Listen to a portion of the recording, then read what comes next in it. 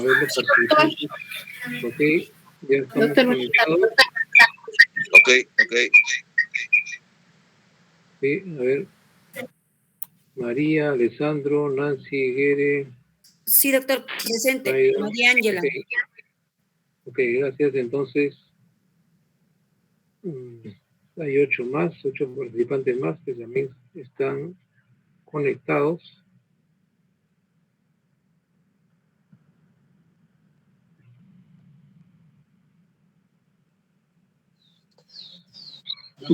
Marco Antonio Maraví Rellena también está presente, doctor. Ok, muy bien. Marco Antonio Maraví. Doctor, buenas tardes. Naida Moreno Rodríguez también presente. Ok, gracias. Gracias, Naida. Muy doctor, bien, buenas tardes. Ricardo, presente. Ok, muy bien. Entonces, estamos conectados. Vamos a dar inicio a esta siguiente sesión. Continuando, pues, con la familia como sistema. Vamos a ver un minuto para compartir.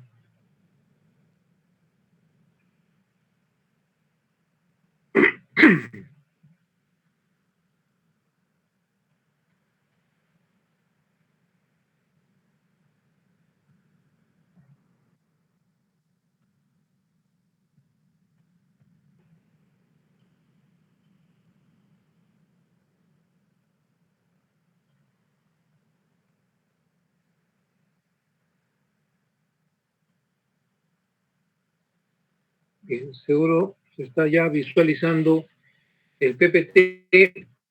En este caso, ya entramos al concepto de familia como sistema, ¿no? ¿Qué es la familia? Es una pregunta que hemos estado respondiendo desde las primeras horas de la mañana y ahora nos estamos acercando al concepto con el cual se está trabajando actualmente en diversas organizaciones, ya sea de parte del Estado, ya sea de parte de las entidades privadas, ¿no? Entendemos ya actualmente, desde diversas áreas del conocimiento, que todo está organizado, está relacionado, el mundo biológico, el mundo físico, todo está concatenado, todos estamos interrelacionados. La familia no se escapa a este concepto, también está conectada a la familia, sociedad y también está conectada a la familia al medio ambiente, ¿verdad? Porque esa es la concepción que manejamos en esta época, en esta etapa de nuestra historia humana. Concebimos que todo está relacionado y si movemos una ficha en este universo va a tener implicancias en el resto del universo. Ese es el concepto que tenemos. Inclusive, también suponemos, y lo damos por cierto, que no estamos solos en este mundo, en este universo, ¿verdad? Alguien más tiene que haber. No es posible que estemos solos, porque somos un sistema, somos parte del sistema del universo y no concebimos que seamos los únicos. Porque también tenemos que tener pares, es indudablemente que sí, decimos, y estamos buscando, ¿verdad? Y por supuesto, cada vez que encontramos una novedad en el universo, inmediatamente buscamos relacionar. Este soporte lo encontramos de repente en la lógica humana, ¿no? El ser humano, ustedes observan, el ser humano tiende a interpretar la realidad, pero asumiendo una logicidad. ¿Ok? Siempre que vemos el mundo, nuestro entorno, tratamos de darle una lógica, una comprensión.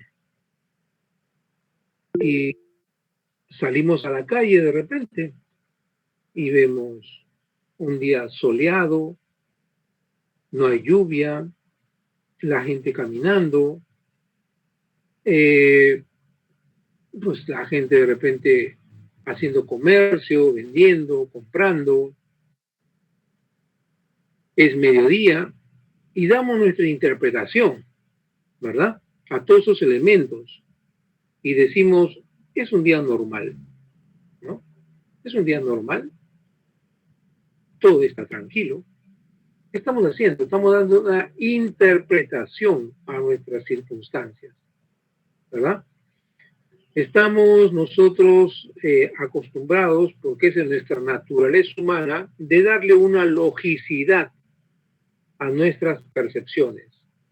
Todas nuestras percepciones siempre las encuadramos en una lógica que nos permita darnos seguridad para desenvolvernos, desplazarnos. Y por lo tanto, eso es la base de nuestra interpretación del mundo. Siempre buscando relacionar un objeto con otro. Es la base de la teoría del conocimiento. Precisamente aprendemos porque organizamos las cosas, ¿verdad? Entendemos porque organizamos los aprendizajes. Y una vez que organizamos los aprendizajes, entonces ya comenzamos a desenvolvernos en ese aprendizaje, ¿no? Entonces, siempre damos lógica para poder dar un entendimiento a lo que estamos observando en nuestras circunstancias. Y me está pagando. Y lo peor es que cuando ni siquiera contesta. A ver, un ratito, el micrófono, por favor. Llámasele. Sí, eso le he dicho. Hasta un domingo con la Jenny me ha dicho. Colega, tu audio. Colega Nancy. Ya, me parece que ya lo apagó el audio. A ver, todavía. Ya. Muy bien, Nancy, gracias. Yo no puedo apagar el micro desde acá. Escucha entrecortado, doctor. ¿Ok? Sí.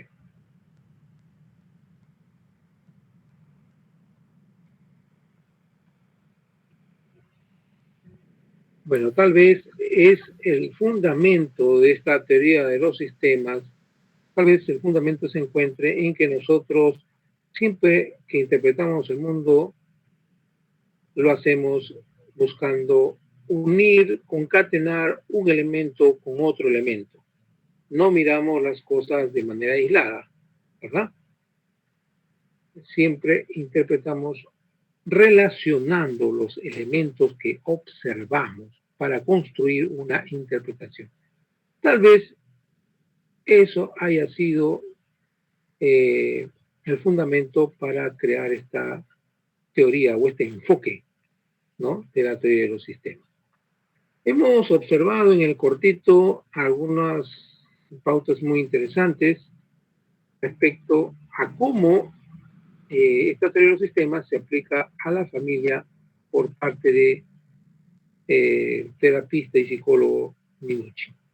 Pero primero vamos a retomar lo que hemos estado manifestando respecto a la familia, para luego entrar a la teoría de los sistemas. Decíamos pues que la familia es un concepto que antes de ser jurídico es sobre todo sociológico. Desde esa perspectiva, nosotros estamos recapitulando que Anthony Giddens explica que una familia es un grupo de personas directamente ligadas por nexos de parentesco, cuyos miembros adultos asumen la responsabilidad del cuidado de los hijos.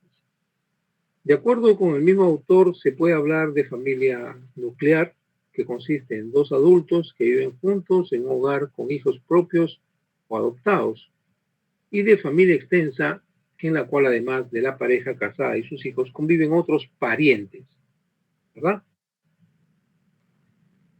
bien en el mismo hogar, bien en contacto íntimo o continuo, ¿verdad? Una familia extensa. Por ejemplo, 12 hermanas que se frecuentan permanentemente, ¿no? Tanto así que hacen pues el cumpleaños juntos, bautizan a sus hijos juntos y prácticamente podríamos de repente aproximarnos a una familia extensa, ¿no? Toda vez que a veces la una cuida a los hijos del otro y así viceversa. Casi podemos hablar de una familia extensa, tanto así que los hijos se involucran en la familia, en ambas familias, ¿no? Una familia extensa, a pesar que de repente viven en lugares distintos, distritos diferentes, ¿no? Pero la interrelación es tan diaria, tan permanente, que podríamos hablar de una familia extensa, ¿no? A pesar que no están en el mismo hogar, no están en el mismo hogar, en la misma casa, no comen de la misma olla, ¿no? Pero tanto así, pues, es la frecuencia con la que se apoyan mutuamente, que a veces, pues, la una se encarga de los hijos del otro, ¿no? De la otra, de la hermana, y por lo tanto esa niña sí se alimenta de la casa de la tía, y así viceversa, ¿no? Porque se cuidan, porque se apoyan, ¿no? Familias extensas, ¿no? O la abuelita va a recoger a los niños, a los nietos, al colegio, les da que almorzar y luego se los regresa. En la tarde, después del almuerzo, ya los regresa a su casa a la hora que llega la mamá, ¿verdad? Mamá e hija viven en lugares diferentes. Los nietos viven con la mamá. Pero durante el día, pues a veces la abuelita los lleva a la casa, le da su almuerzo en la casa de la abuelita y luego los regresa a la casa de la mamá, ¿verdad? Entonces, ¿estamos hablando de familia extensa? Parece que sí estamos hablando de familia extensa. Viven en lugares diferentes, pero prácticamente la relación es bastante estrecha, ¿no? Familia extensa. Es un concepto que le permite a las entidades del Estado, ¿no? Lo que es la colocación familiar. Pero esto lo vamos a ver más adelante. La familia. Si se reconoce el hecho de que la familia ha atravesado sucesivamente por 4 formas y se encuentra en la quinta actualmente, plantéase la cuestión de saber si esta forma puede ser duradera en el futuro. Lo único que puede responderse es que debe progresar a medida que progrese la sociedad, que debe modificarse a medida que la sociedad se modifique. Lo mismo que ha sucedido antes, es producto del sistema social y reflejará su estado de cultura.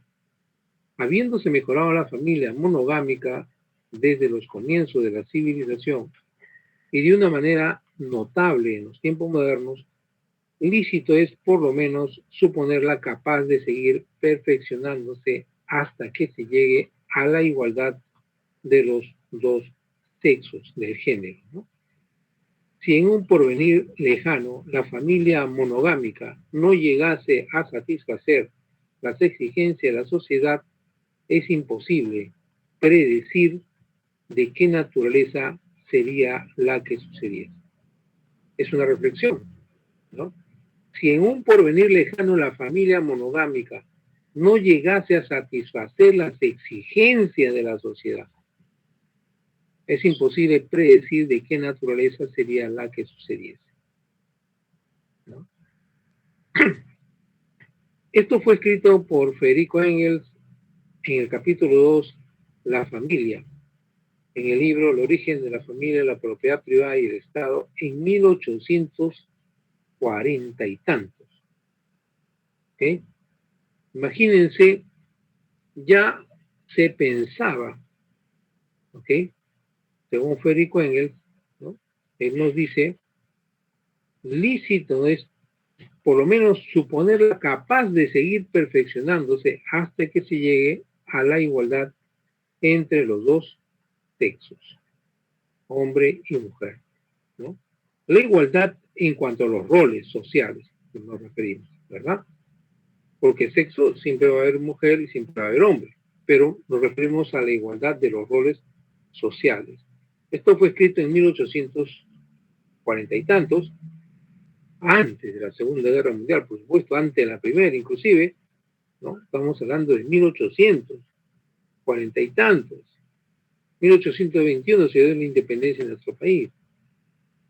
Entonces, estamos hablando ya desde esa época cómo los estudiosos planteaban la pregunta: ¿la familia cambiará con la sociedad? ¿Cómo será la familia más adelante? ¿Qué cambios tendrá?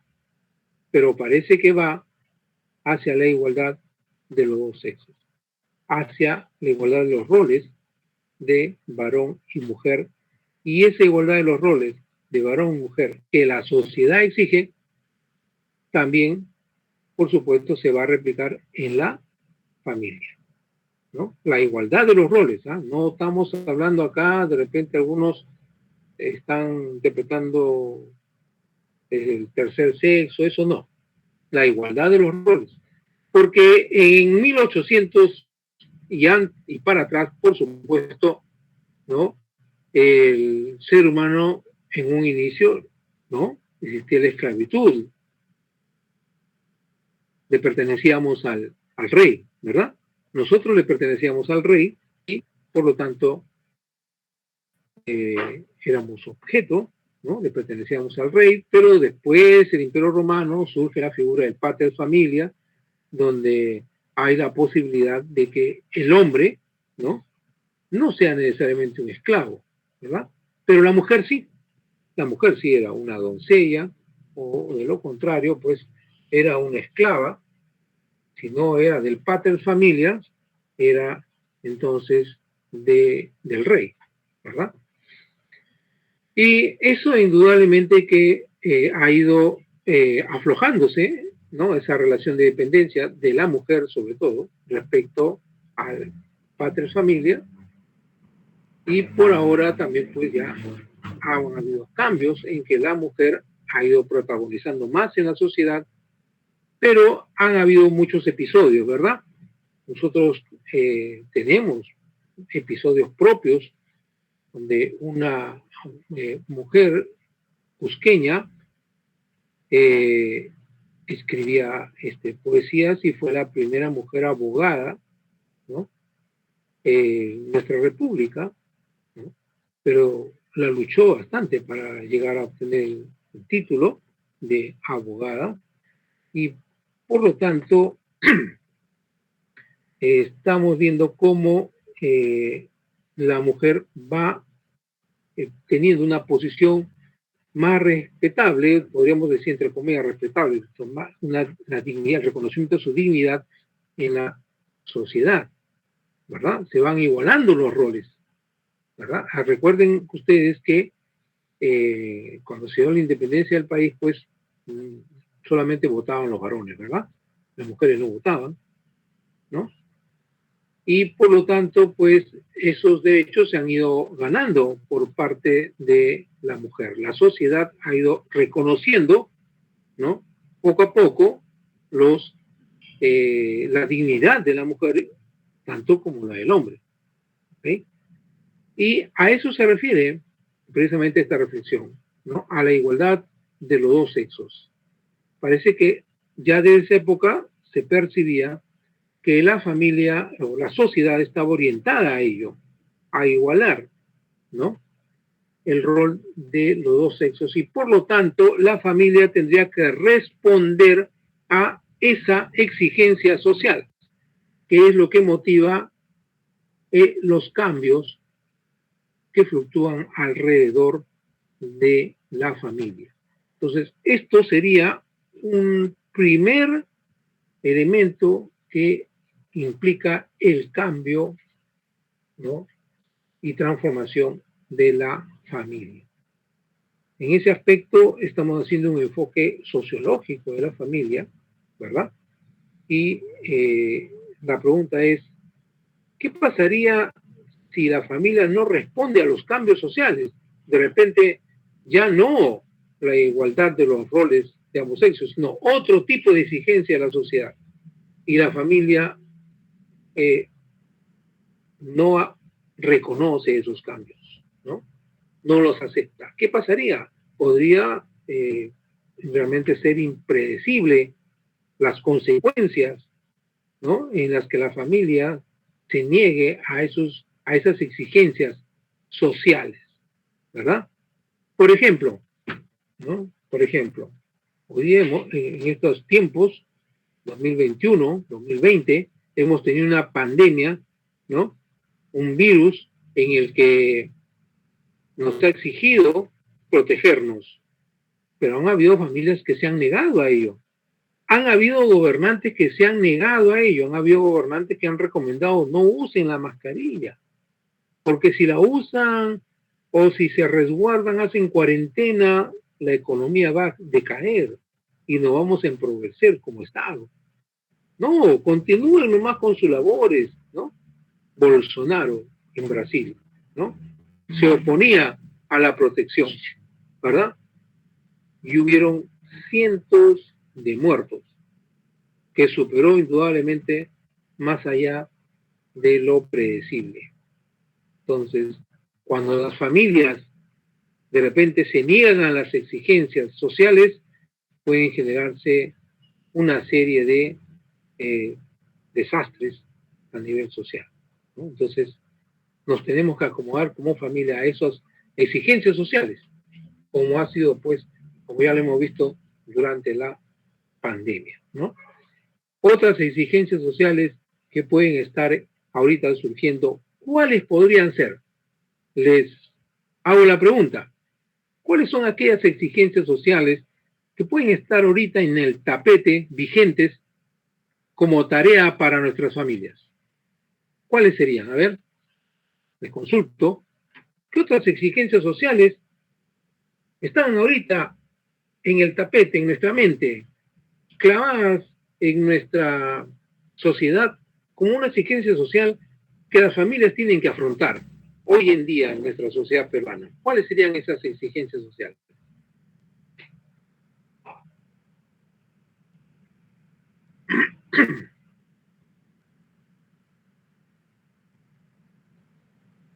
Como siempre, ustedes pueden responder a través, vamos a dejar de compartir, para escuchar la participación de ustedes, a ver si estamos pues siguiendo también esta clase importante.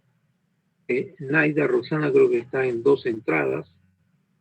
Cuando participe va a haber un eco. Sería bueno que utilice una entrada nada más, me parece que hay 2 entradas. ¿Cuáles son esas exigencias sociales que se le pone a la familia como una tarea, como una valla que tiene que adaptarse? ¿Cuáles serían? A ver, ahorita en nuestra sociedad.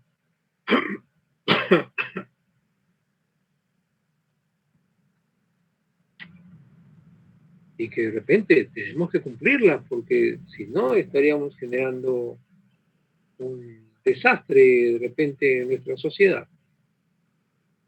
¿Cuáles serían? A ver, estamos esperando la participación de los... ¿cuántos somos?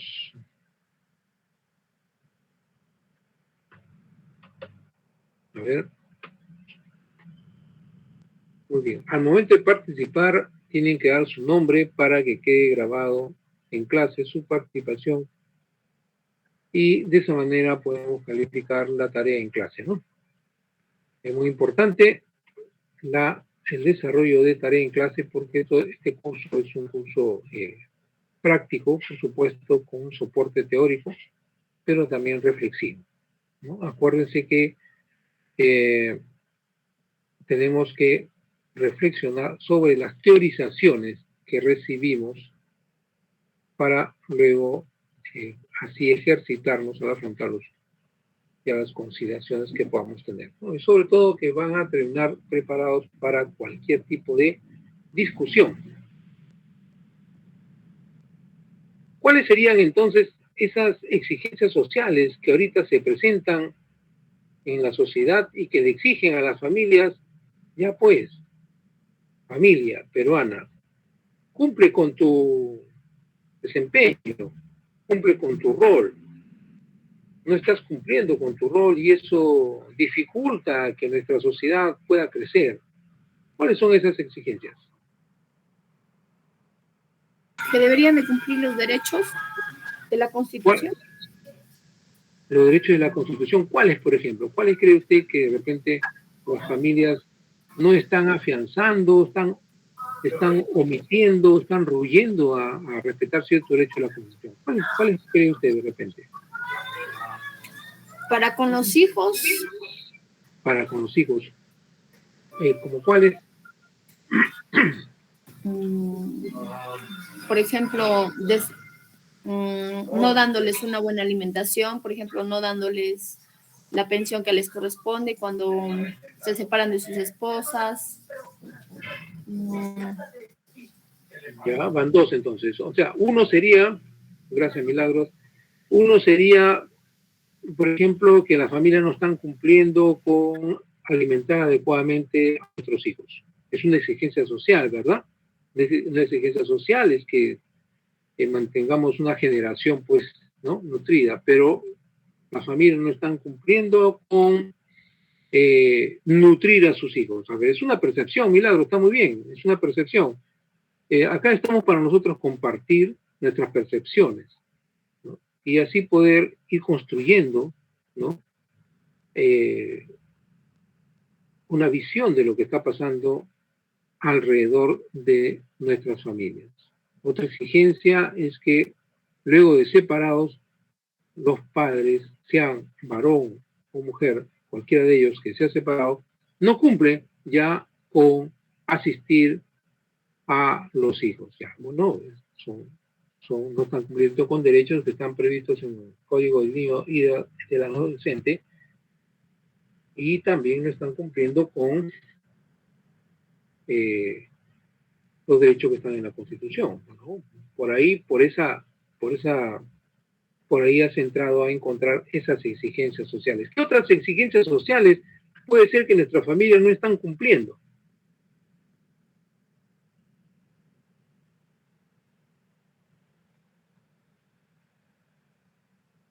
¿No? ¿Qué otras exigencias sociales puede darse el caso que no están cumpliendo?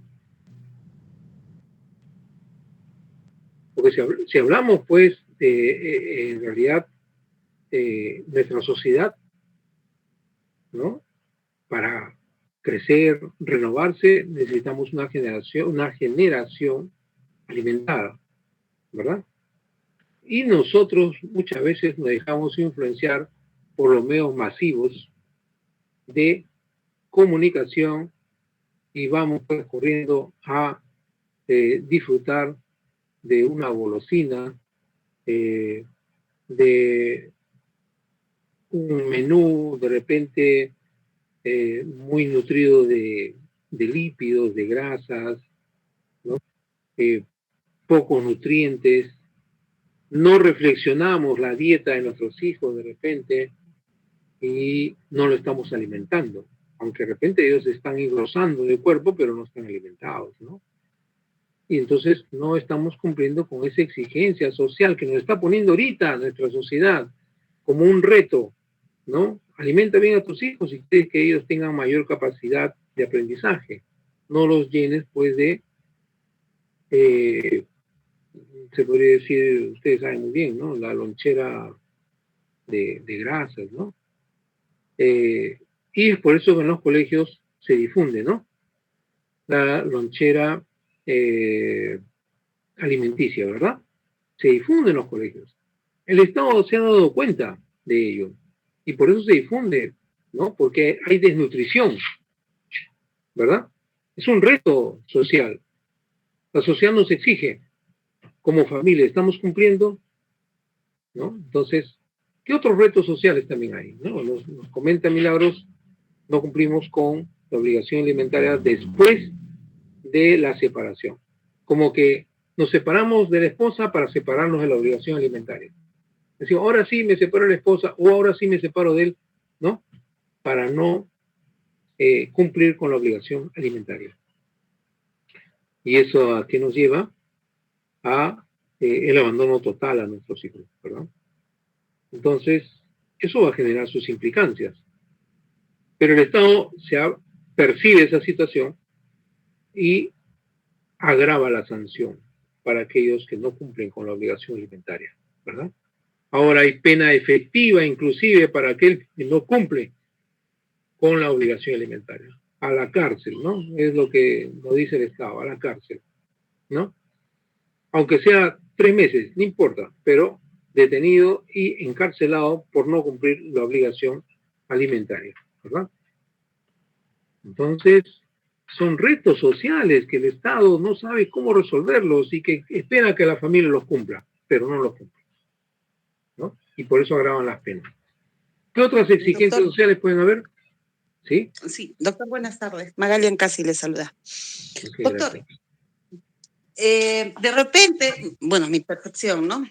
Uh-huh. A consecuencia de lo que ha comentado la compañera, yo creo que el Estado también debería afianzar más el tema de la ayuda psicológica a las familias, ¿no? Uh-huh. ¿Por qué? Porque usted, como entendiendo a la familia como el núcleo de la sociedad, necesitamos a personas que estén bien psicológicamente. ¿Para qué? Para que justamente seamos el sostén como papás de nuestros hijos, ¿no? Entonces, si estamos mal, si estamos pasando por alguna situación, no sé, de separación, de viudez, estamos pasando por una situación, qué sé yo, N problemas que tengamos como personas. Si no tenemos una estabilidad emocional acompañado de un buen profesional al costado, pues definitivamente vamos a estar mal. Y en consecuencia, si yo estoy mal como mamá y mi esposo está mal como papá, o estamos pasando un problema de padres, esto se va a ver reflejado en nuestros hijos y como familia vamos a estar mal, ¿no? Entonces, pienso yo que el Estado también debería preocuparse en ese sentido, ¿no? De afianzar o de tomar mayor interés en el aspecto psicológico de las familias en general. Si bien es cierto, hay algunos programas que existen programas, pero no es un programa que esté bien distribuido, que no esté bien llevado y que llegue a las familias que necesariamente, todas necesitamos, pero hay familias que necesitan mucho en mayor proporción que otras, ¿no? Entonces se debería hacer esto. O sea, creo yo que el Estado debería afianzar un poco en el tema psicológico de las personas, ¿no? Porque somos la base de la sociedad. Y si estamos mal, como personas, si no podemos sostener, si no podemos no podemos salir adelante frente a un problema, pues se va a ver reflejado en todo, ¿no? Entonces, creo yo que es muy necesario esa parte también, doctor. Claro, es muy importante la salud mental, ¿verdad? La protección a la salud mental en nuestro país se afronta cuando ya hay evidencias notorias de salud mental, un diagnóstico psiquiátrico, un diagnóstico por un especialista, ¿verdad? A partir de ahí recién el Estado se preocupa de la salud mental de las personas. Pero sin embargo la sociedad nos exige, la sociedad, ustedes se han dado cuenta, ¿no? Salimos a la calle y tenemos un encuentro, un intercambio de palabras con alguien y decimos, está loco, qué exagerado, mira cómo reacciona. La gente está loca, decimos a veces, ¿no? Reflexionamos de esa forma. ¿Y qué es lo que estamos diciendo? Que personas o nosotros mismos, de repente, ¿no? Tenemos a veces deficiencia de salud mental. No somos empáticos, no nos ubicamos en la situación del otro, explotamos. ¿Y qué sucede? Pues que tenemos un problema de salud mental, ¿verdad? Se refleja en nuestros hijos, o nuestros hijos también tienen un problema de salud mental. Mucha presión, en fin, que los puede llevar a perder el rumbo o abandonar sus expectativas. Terminan abandonando sus propias expectativas. Y vemos crecer niños que han sido muy, pero muy queridos desde pequeños y terminan en la adolescencia abandonados y luego en la juventud liberados y sobre todo a expensas de una sociedad agresiva. Y ese niño que creció muy bien, muy educadito, se transformó en un hombre totalmente sin rumbo, desorientado, frustrado, sin trabajo, sin capacidades, sobre todo sin capacidad de autonomía psicológica para poder resolver sus problemas, ¿verdad? ¿Y por qué?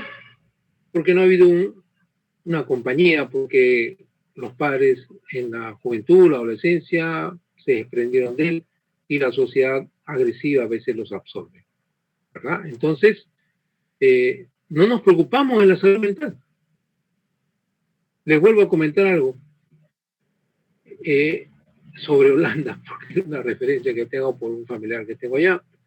En esta sociedad holandesa hay ciertas restricciones para tener un trabajo adecuado. ¿Ok? O sea, tú puedes acceder a un trabajo, pero si te encuentran que tienes un problema de salud mental, no te dan el trabajo. Te confían otros trabajos de acuerdo a tu salud mental. Entonces, el ascenso social está también regulado por tu salud mental. Y si, por ejemplo, no eres empático, eres agresivo verbalmente con otra persona, seguramente debes tener un problema de salud mental. En ese trabajo no te puedes desempeñar. Y entonces estás limitado para ese trabajo y solamente puedes hacer otro trabajo. No puedes ser educador. No puede ser. ¿Por qué? Porque eres agresivo. ¿Qué puede ser? Pues trabaja en cocina, por ejemplo. Trabaja en cocina. No vas a hacer. Tu salud mental no va a perjudicar a los demás. ¿Ok? Y, por supuesto, ¿no? Que vas a estar acompañado, ¿verdad? Pero eso se debe a ese control de salud mental. ¿Ok? Y lastimosamente no hay ascenso social. En nuestro país no, en nuestro país uno a veces se encuentra con personas que están en una jerarquía muy alta, pero su salud mental es muy pobre, ¿verdad? Estás más empoderado, más empático, a veces resulta ser una ama de casa que no tiene experiencia laboral, resulta ser más empática, más certera que a veces un funcionario del Estado que no es empático, que a veces tiene problemas de salud mental, ¿no?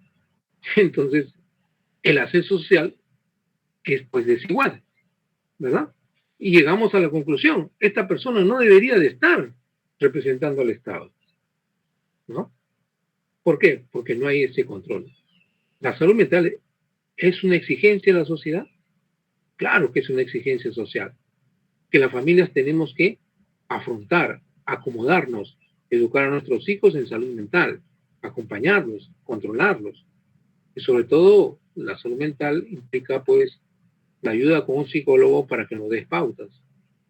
Si nosotros tenemos en conciliación, por ejemplo, indudablemente un padre que quiere ver a sus hijos, pero que se ha desapegado de sus hijos más allá de 5 años, 6 años, y ahora quiere verlos, indudablemente que va a haber un choque.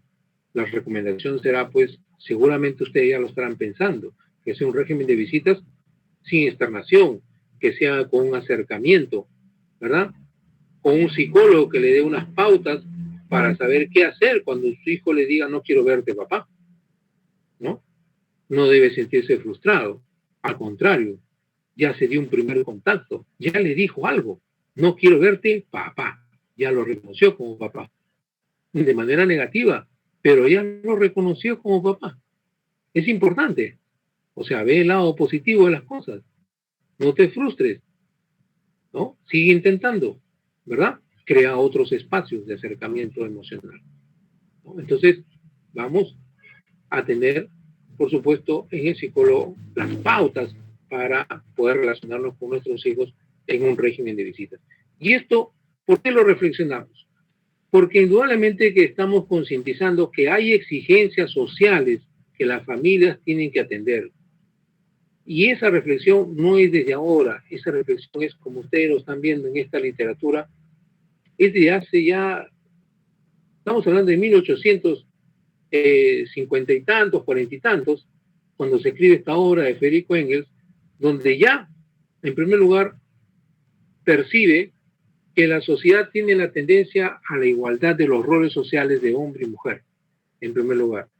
Pero también existe la reflexión que si la familia, ¿qué será? ¿Qué será de la familia si es que no se acomoda a las exigencias sociales? ¿Para qué? Para sobrevivir como familia. Por eso es importante que la familia se acomode a las exigencias sociales, pero por supuesto en una retroalimentación positiva, ¿no? En una morfogénesis, ¿verdad? O sea, una retroalimentación positiva. Es decir, sin perder la estabilidad familiar. Porque la familia tiene que continuar, porque es el grupo primario para que el ser humano pueda obtener protección, ¿verdad? Entonces, es importante que la familia logre una nueva estabilidad ante esas exigencias sociales, ¿no? Entonces, hay muchas otras exigencias sociales también que se están presentando todos los días en nuestra sociedad, ¿no? ¿Qué otras exigencias sociales pueden ustedes encontrar de repente en nuestra sociedad? Que demanda así a las familias un compromiso. ¿Qué otras exigencias sociales podemos encontrar? Que demanda un compromiso de nosotros para fortalecer a nuestros hijos.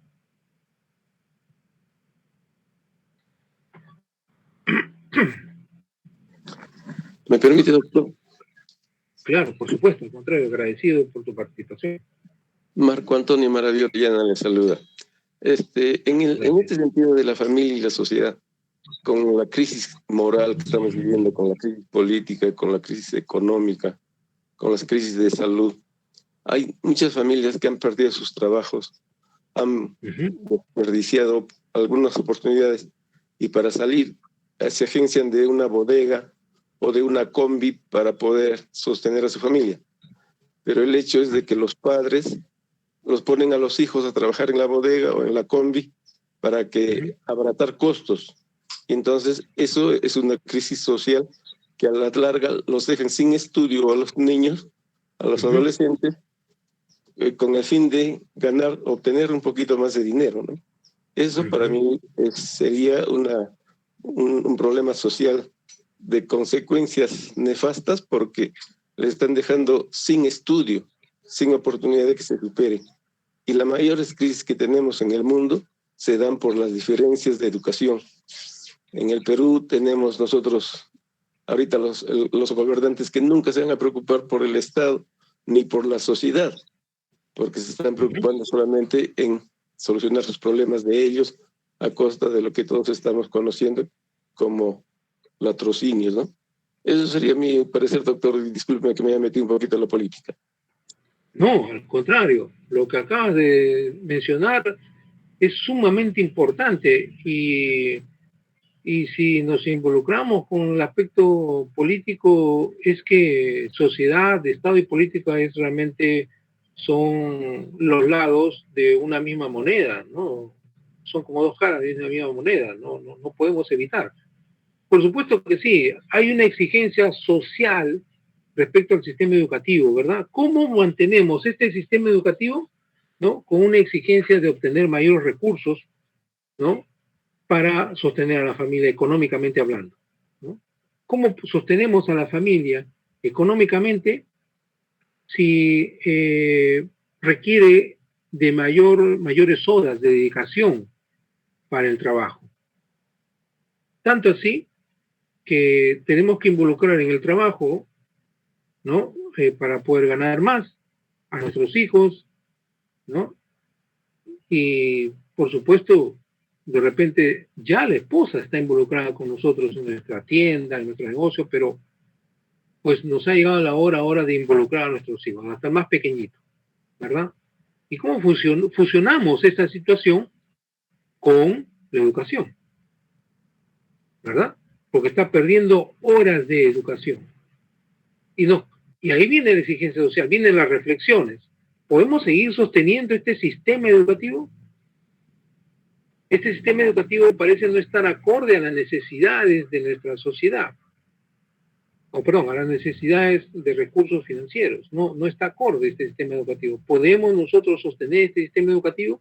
Habrá que remodelarlo, habrá que cambiarlo, habrá que cambiar las horas de estudio, habrá que cambiar el sistema de dejar tareas en casa. Entonces empiezan ahí las reflexiones, porque hay una exigencia social que nos exige comulgar o tratar de buscar una salida, ¿no? De tal manera que al mismo tiempo mis horas que necesito para conseguir mis recursos económicos no pierdan la perspectiva de una educación para nuestros hijos. En tiempos de guerra, la educación varía, ¿ok? En tiempos de guerra. En tiempos de guerra no se enseña a los chicos a sumar, se enseña a fabricar armas, se enseña, en fin, cómo matar. la educación del momento, ¿verdad? Y eso ya se ha visto a lo largo de la historia, ¿no? Se ha visto a lo largo de la historia lo que está pasando y ha quedado reseñas de ello. Por ejemplo, en Rusia y en Inglaterra, a los niños se les enseña desde pequeños gimnasia, esgrima, que es manejo de armas, ¿no?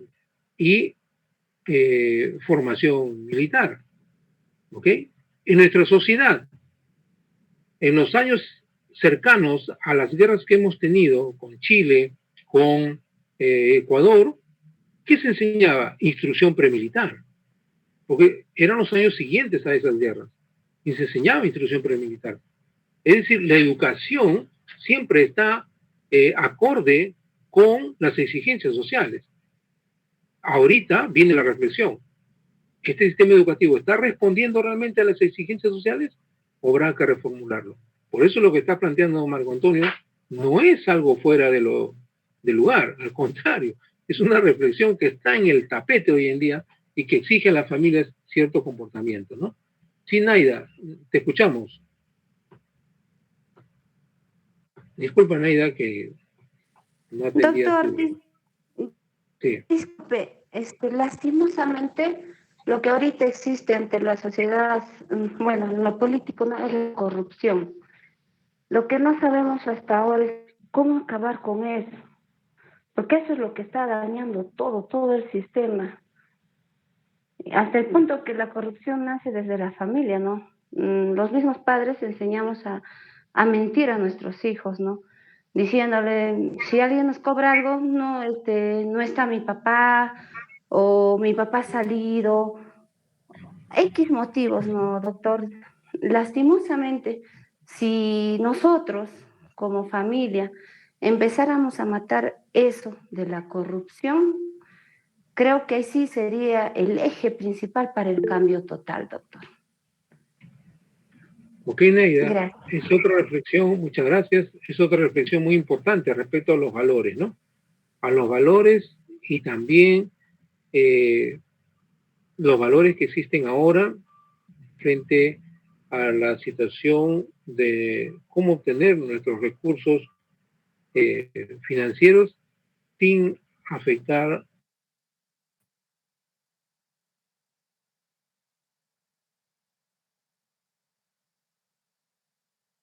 los valores deberíamos de conservar. Nos debe llevar a una falta de honestidad. ¿Cómo afrontamos eso como familia? Sobre eso hay mucho que comentar también, Naida, pero primero vamos a escuchar primero a María Ángela, porque acaba de levantar la mano, quiere hacer una reflexión y de ahí seguimos con... Bien, doctor, buenas tardes. Hablamos de familia, ¿no? Hay que tener bien presente de que toda esta ¿qué le digo? Mala noticias que sale, todo eso se inicia por lo que es los padres no formamos bien pues a nuestros hijos. ya que en la familia se fragua, inicia, ¿no? La educación que nosotros podemos brindar a nuestros hijos, sea buena, con valores, como usted acaba de comentar. Si nosotros brindamos unos buenos valores, nuestros hijos van a servir para la sociedad. Y si nosotros enseñamos lo contrario, entonces nuestros hijos, disculpando la palabra, no van a servir para nuestra sociedad. A veces existimos padres inconscientes de hijos y a nuestros hijos no los formamos con los valores adecuados, con la educación adecuada. Es por eso que hay todo lo que sucede, incluyendo lo que es la misma política, ¿no? Cuando en casa formamos bien a nuestros hijos, nadie nos cambia de idea, nadie nos puede cambiar de ideología, ¿no? Y como dijo antes y yo también, los valores, honestidad, solidaridad, verdad, etcétera, tantos valores que existen. Es por eso que ahora jóvenes, delincuentes, es lo que formamos. ¿Por qué?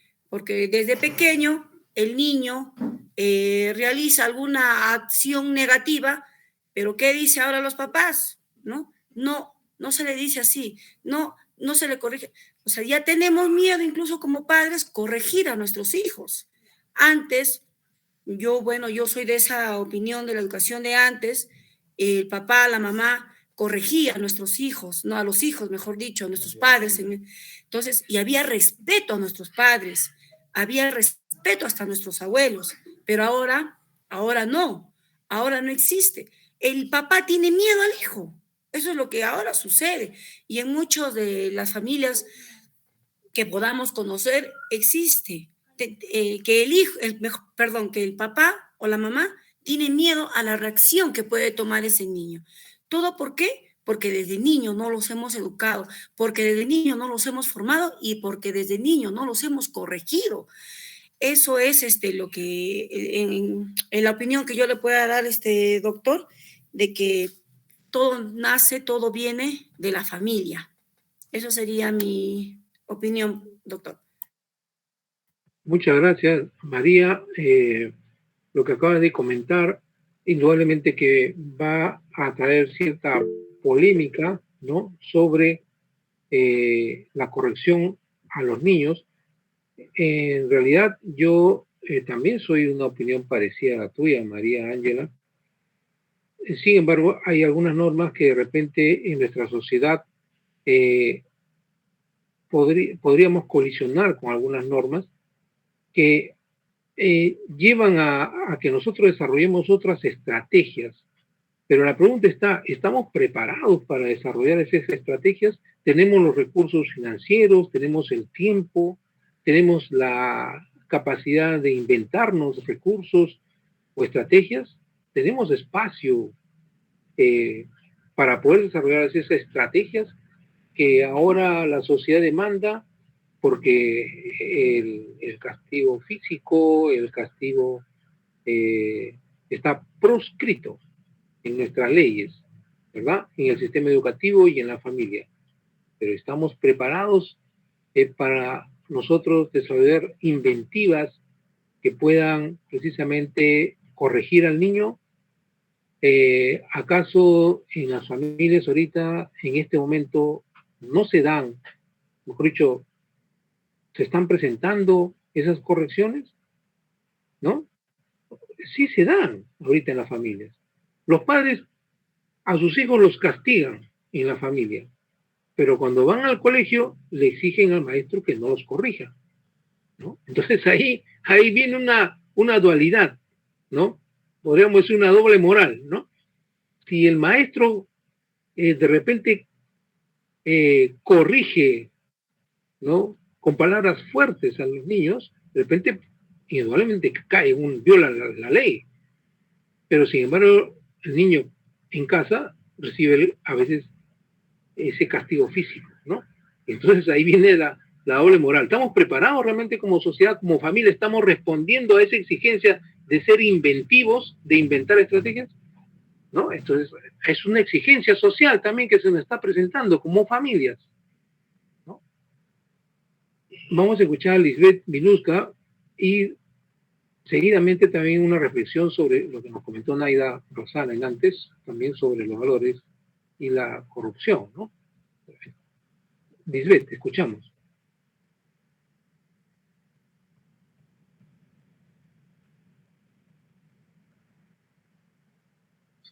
Doctor, buenas tardes. Sí, buenas tardes. Para mi punto de vista, con respecto a la corrupción, en sí es más que nada, yo creo que el egoísmo, es para mi parecer, doctor, porque la corrupción va a haberlo en todos, sí, en todas partes va a haber corrupción, todos van a poder ofrecer, pero si uno deja de ser egoísta y de pensar en yo voy a obtener esa plata, yo voy a tener lo mejor, yo, y pensar en los demás, se pone primero a pensar en los demás, en qué, a quiénes va a perjudicar, tal vez no aceptarían ese soborno o esa corrupción. Porque lastimosamente la mayoría de las personas o los padres les enseñamos, o sea, nosotros podemos educar muy bien a nuestros hijos, los podemos hacer la mejor persona posible. Pero el factor de las amistades, el factor de otras personas que influyen, no podemos dominarlo todo. Es como le comentaba en la mañana, doctor, yo le digo, nosotros podemos sacar, digamos, ya, yo tengo un hijo profesional, buenísimo, correcto, todo lo demás, pero en su trabajo se va a encontrar con todo tipo de personas. Entonces hay que lastimosamente enseñarles lo bueno y hasta cierto punto lo malo, así sea para que se defiendan. Claro, por porque supuesto. Hay de todo en este mundo, lastimosamente. No todos los hijos o todos los seres humanos somos correctos, somos diferentes, somos efectivos. Sería hermosísimo, sería lo mejor, sería el paraíso, que todos seamos buenos, todos seamos amables, ¿no?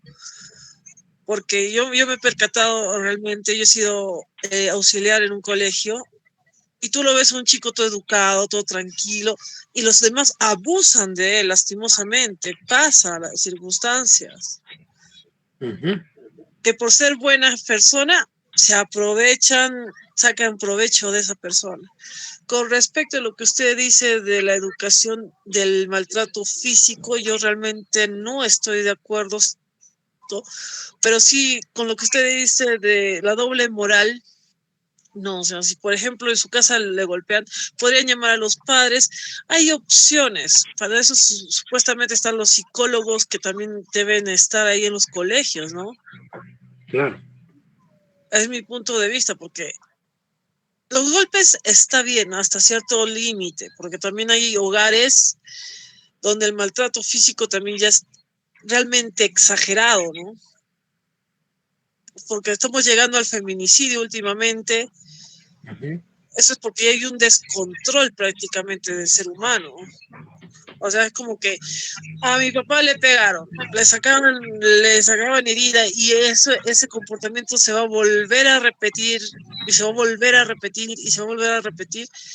Los seres humanos evolucionamos, y si evolucionamos tenemos que ver opciones. Los niños actualmente ya no están como los de antes, de que salían a jugar, están ahora con el celular, con el internet, con los videojuegos. Realmente un castigo físico les duele más que quitarles lo que más les gusta, que es el celular, o que es el videojuego, o que es otra cosa. Así es. Es mi duda, no sé, doctor, si yo me estoy equivocando, porque No. la violencia, para mi punto de vista, la violencia trae más violencia. Claro.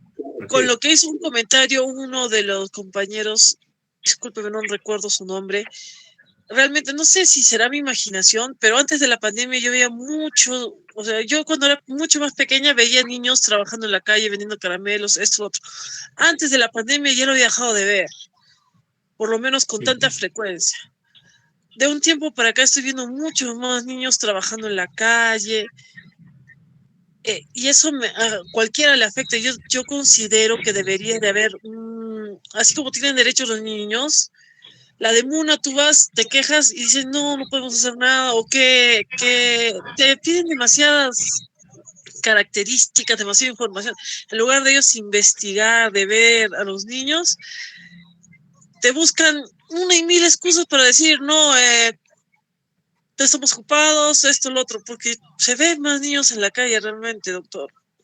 Yo por lo menos en Huancayo veo por lo menos así, cuando voy un ratito, 5 a 10 niños vendiendo caramelos, vendiendo cualquier cosa.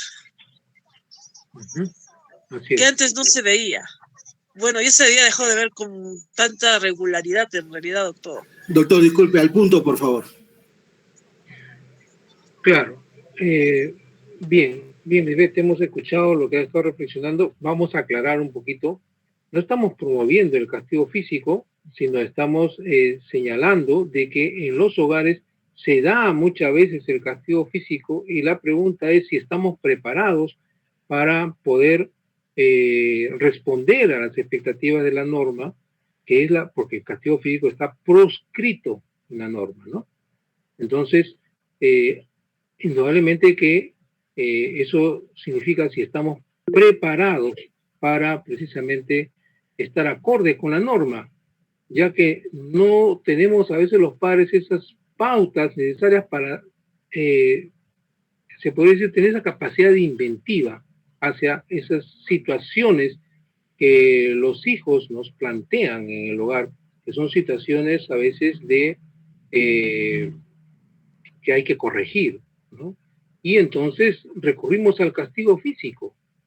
Y eso es lo que está proscrito precisamente, ¿no? En el colegio y en el hogar. No estamos promoviendo de ninguna manera el castigo físico. Sino la reflexión va porque en el colegio sí exigimos a los profesores, ¿no?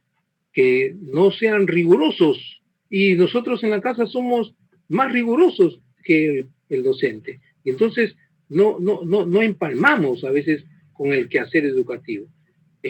Por supuesto que la norma exige, ¿no?, que las formas de castigo no es el castigo físico, sino es quitarle aquello que puede ser un distractor y por supuesto remover aquellas actitudes, como usted lo ha dicho, por ejemplo, la manía de estar con el celular los pequeños, quitarle el celular, por ejemplo, o restringir a horas, ¿no? En un tiempo sí, en un tiempo no, o sea, conducir, ¿verdad? Conducir el uso de esta tecnología, ¿no? Y adecuarla también, aprovecharla, más bien para el proceso educativo, ¿verdad? Entonces, no nos podemos negar tampoco a las tecnologías. Acá se trata de mediar, ¿no? De consensuar las novedades que se presentan, ¿no? Consensuarlas, porque esa es una forma de adaptarnos a esas nuevas novedades. La pregunta es, el reto que nos plantea la sociedad es, ¿estamos preparados para ese afrontamiento? Requerimos ayuda, indudablemente, los padres de repente, para saber qué hacer en estas situaciones. Por ejemplo, ¿no? Los chicos ya a temprana edad quieren reunirse, ¿no? Desde los 12 años ya quieren reunirse ya solos, sin control alguno, ¿verdad? Entonces, ¿estamos preparados para eso en una sociedad de repente donde puede ser muy agresiva? Entonces, ¿qué hacemos? Necesitamos pues el apoyo, como ya antes lo dijo una participante, pautas psicológicas, apoyo psicológico, que ahora el Estado lo está dando, ¿no? En el colegio hay psicólogos, pero no se da el apoyo a los padres para saber qué hacer ante ciertas situaciones, ¿no? A eso nos referimos, no estamos promoviendo, indudablemente, no se vaya a entender mal nuestra intervención, ¿no? Bueno, han levantado la mano varios ante la pregunta, ¿cuáles son los retos sociales que están planteándose a la familia peruana, ¿no? ¿Cuáles son esos? Varios están levantando la mano ahorita, María, Naida, Lucet, todos han levantado la mano.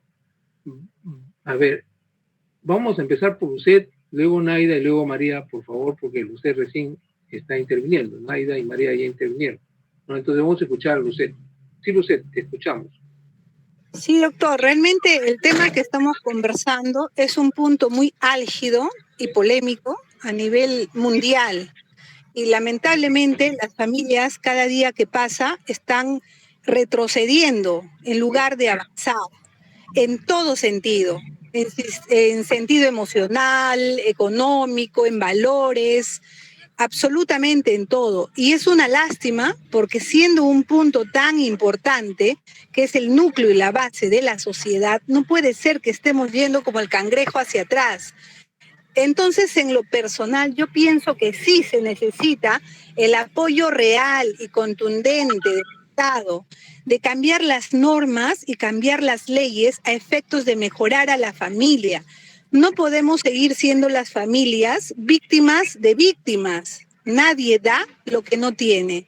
Entonces, ¿cómo un padre que ha sido violentado, que ha sido maltratado, que ha sido abandonado, va a darle a su hijo algo que él no ha recibido? ¿Cómo? O sea, no es factible. Yo realmente me siento angustiada y si quiero ser conciliadora de familia es justamente porque quisiera cambiar esto, quisiera que se regule, por ejemplo, lo traigo a colación mi idea, de que sea prohibido la unión de hecho, ya sea de convivencia o de matrimonio, si es que previamente los padres no han pasado por una capacitación intensiva, por un tiempo, por un periodo donde sean capaces de poder ser padres, de poder formar un hogar, donde esté una capacitación que sea íntegra, no solamente en enseñar cómo deben de ser, sino también en evaluar psicológicamente si los padres están aptos o no para ser padres, porque lamentablemente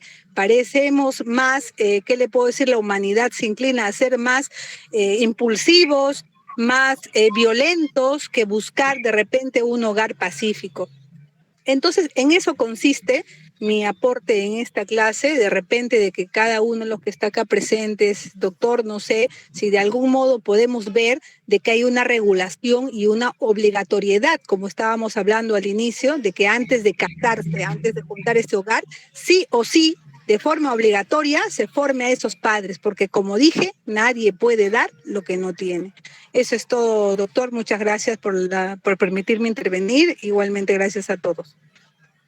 Muchas gracias, Lucet. En realidad, ¿por qué no? Puede ser de repente una propuesta, ¿no? A nivel de municipalidades que,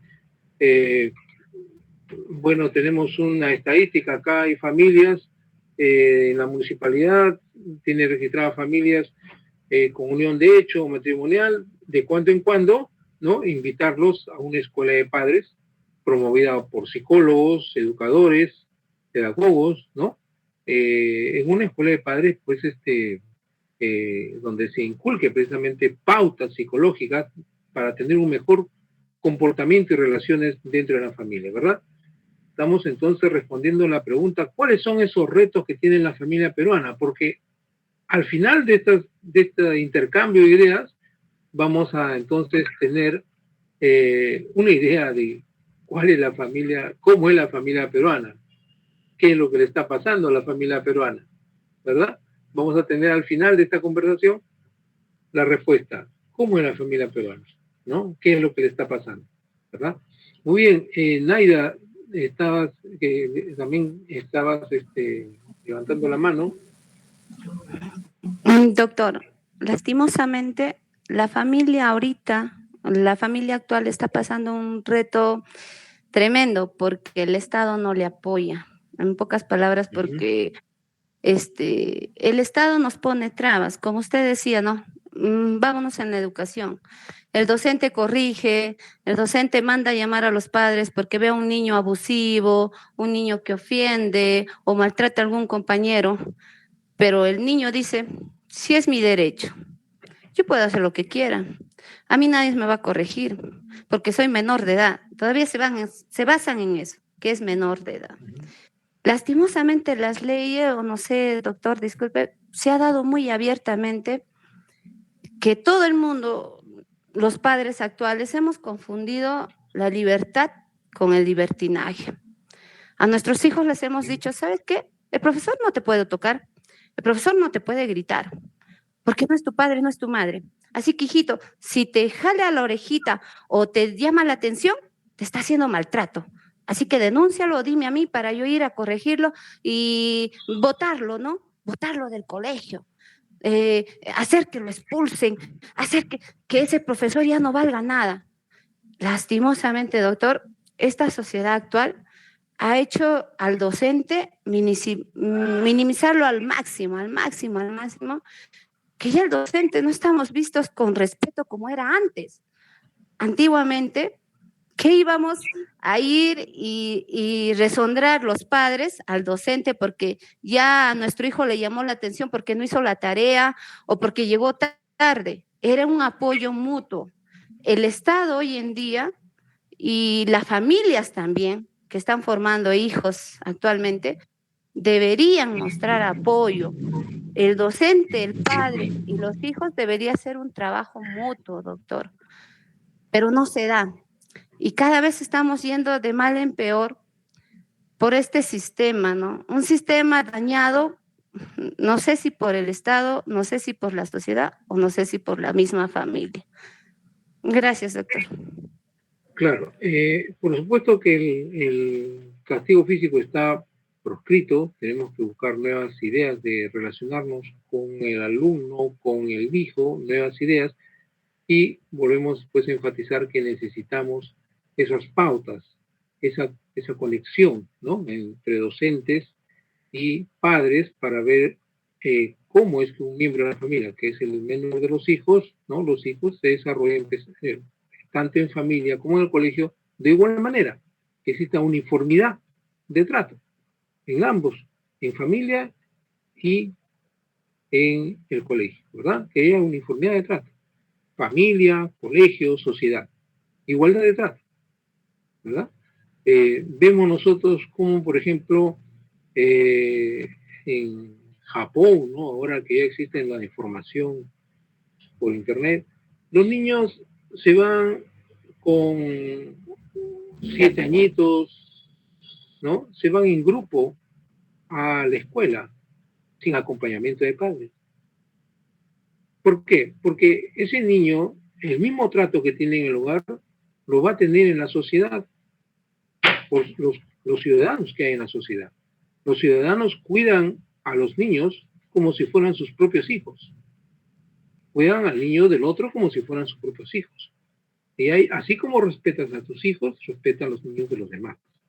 Entonces, esos niños indudablemente salen del hogar y caminan cuadras tranquilamente, ¿no?, con sus útiles escolares y en grupo para llegar al colegio. Hay un respeto único, ¿verdad? Porque se está uniformizando el trato igualitario para el niño en la casa, en el hogar, en la sociedad, ¿verdad? Por todos. Entonces, ese nivel es porque hay respuestas uniformes, ¿no? Se trata, pues, de desaparecer esa doble moral, como les decía en el principio, ¿no? Hay que desaparecer eso. Es un reto en nuestra sociedad desaparecer esa doble moral, ¿no? Tenemos que prepararnos para eso. Es un reto social para las familias ahorita, para que favorezca una educación más amable, ¿no? María, Ángela, creo que ya nos iba, no sé si sí, había... ya, sí le escuchamos. Bien, doctor, primeramente para aclarar, cuando yo hablo de correctivo, ¿no?, es de orientar a los niños, no de castigarlos. Hay que tener en cuenta, hay que diferenciar maltrato, hay que diferenciar la palabra maltrato con lo que es correctivo, ¿no? Primer punto. Claro. Segundo punto, doctor, el reto de la familia peruana, la que yo, mi opinión en particular, creo que es dar una educación en valores. ¿Y de dónde va a empezar a brindar esta educación en valores? En la familia, ya que para los niños o para nuestros hijos, la primera sociedad es nuestra familia y no responsabilizar al centro educativo, ¿no? Porque todo ello tiene que primero nacer de la familia. Por ejemplo, doctor, ¿qué pasa cuando hay un niño o niña que está bien formado, respeta, la basura echa al tacho, hace la tarea, bien higiénico? A veces, lastimosamente, también ellos son los que sufren, pues, ahora que se dice la palabra bullying, ¿no? ¿Por qué? Porque el resto, su familia, no le enseña, no le da esa formación de valores. Entonces, ¿qué hacen? Se burlan, se mofan de esa niña o de ese niño.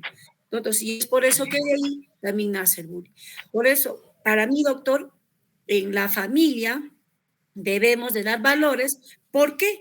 Porque es la primera sociedad para los niños o niñas, para que nos sirva, ¿para qué? Para la sociedad en sí ya, en general. Esa es mi opinión, doctor. Y ahora, las normas, las leyes,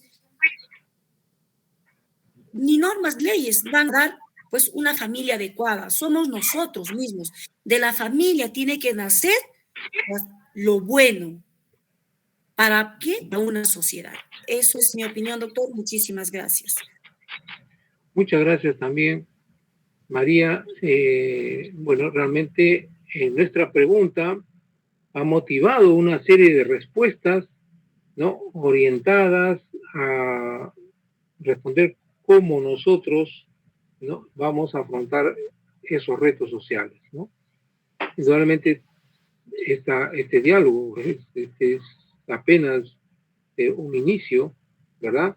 Seguramente va a llevarnos a continuar con la reflexión más adelante sobre cuáles son los retos sociales. Pero al final de esto, creo que tenemos ya una reflexión, como ya lo dijo, creo, María y Naida, en realidad la familia peruana tiene muchos, pero muchos retos que salvar, ¿verdad? Tiene muchos retos que salvar. Doctor, Y disculpe, sí, yo con respecto a los retos familiares también sería la igualdad, ¿no cree? Porque a veces en las familias peruanas, en muchas familias peruanas, lo que pasa es la desigualdad entre niños y niñas, ¿no cree, doctor? Porque a veces el machismo como que predomina todavía en este país y en muchos otros, ¿o me equivoco, doctor? ¿Usted cuál es su opinión?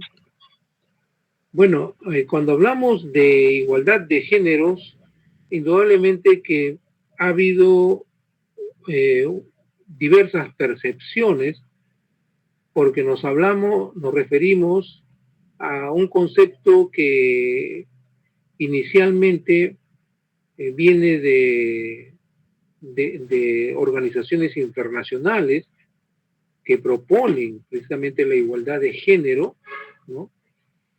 Como un recurso para el desarrollo de la sociedad, ¿no? Y se habla después otro enfoque de igualdad de género, de que el hombre y la mujer están apuntando hacia el mismo sexo.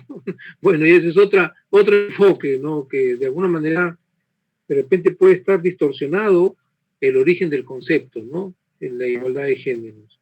Yo le entiendo a usted que usted se refiere a la igualdad de derechos, ¿no?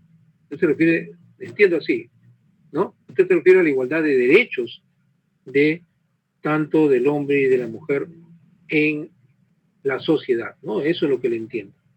Sí, pues así nace el concepto, ¿no? De igualdad de derechos del hombre y la mujer en la sociedad y también en la familia.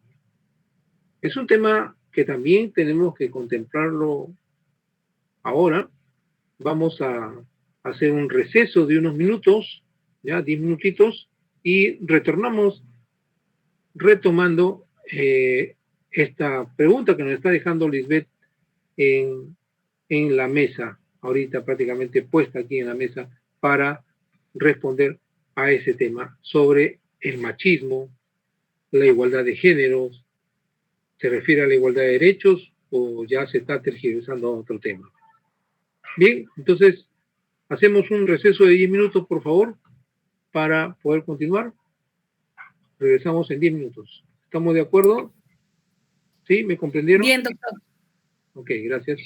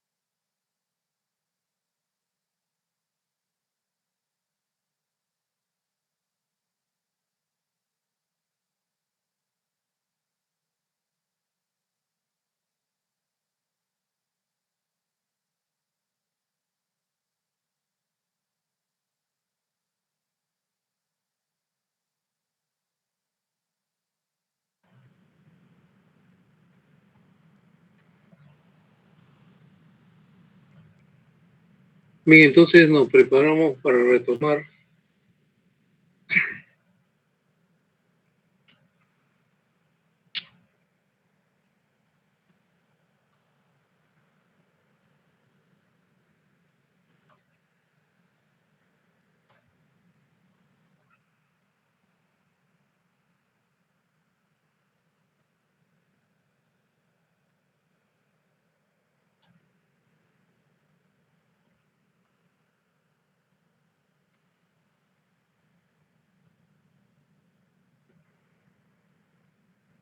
Bien, ya estamos entrando a los últimos momentos para el desarrollo de esta sesión sobre la familia.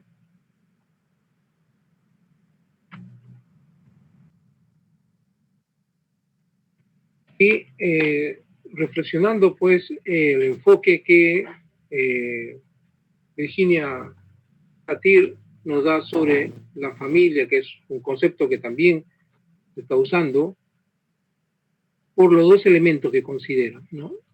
Para nosotros los conciliadores adoptamos también este concepto de familia. Es aquel grupo de personas donde cada miembro se considera parte de esta y cumple dos funciones básicas, nutrir y normar. Son dos funciones básicas de la familia que nosotros no debemos de olvidar al momento de nuestras intervenciones durante la audiencia de conciliación.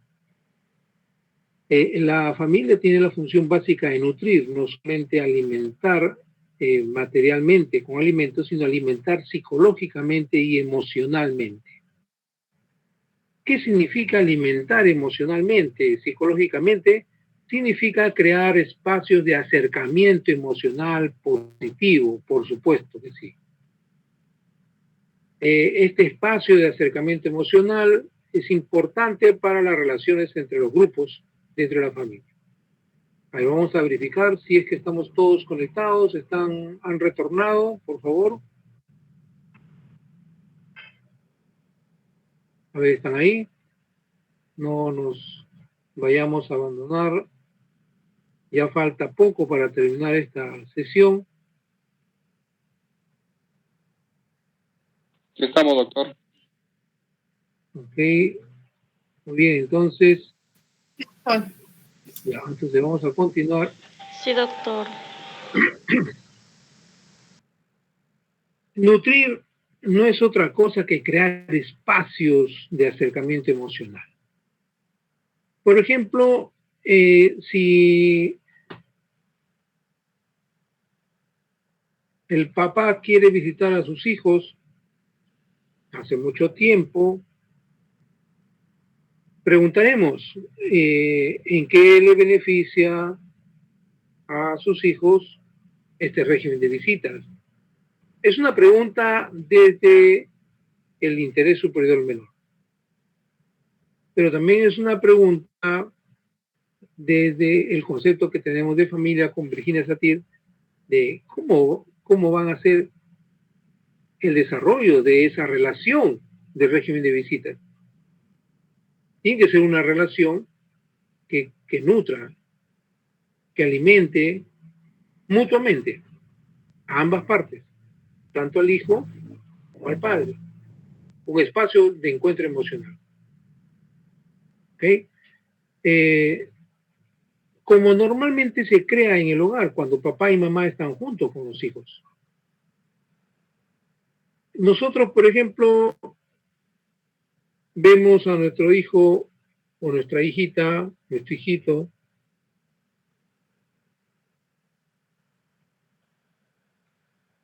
andando con un color y rayando la pared, ¿verdad?